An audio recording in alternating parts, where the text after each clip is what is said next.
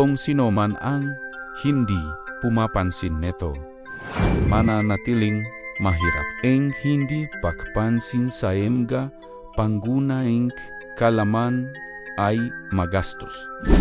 Ang pagtanggal sa inga ay nagbabago NG lahat. Ang pagwan NG pansin ay nagdudulot NG pera. Ote Aisef Moang video na tu araw-araw no pakariming inge sa paligid natan. NG abalita, social media, opinion NG iba. Ang lahat NG ito ay umila sa atensyon natang palayo sa kung ano talaga ang mahalagang ate alam mo pa. Ang hindi pagpansin sa mega simpleng bagay tulad engi pag-budget, pag-ipon at pag-invest ay parang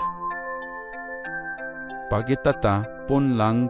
NG isipin mo na lang kung ang bawat desisyon mo ay nakatuon sa iyong mga financial goals.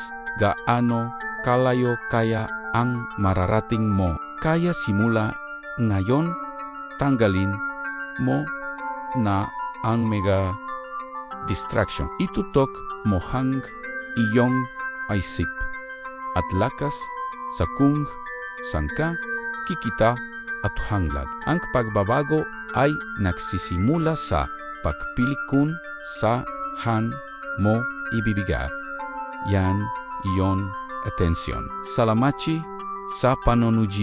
OTT, huwag kalimutang mag-subscribe.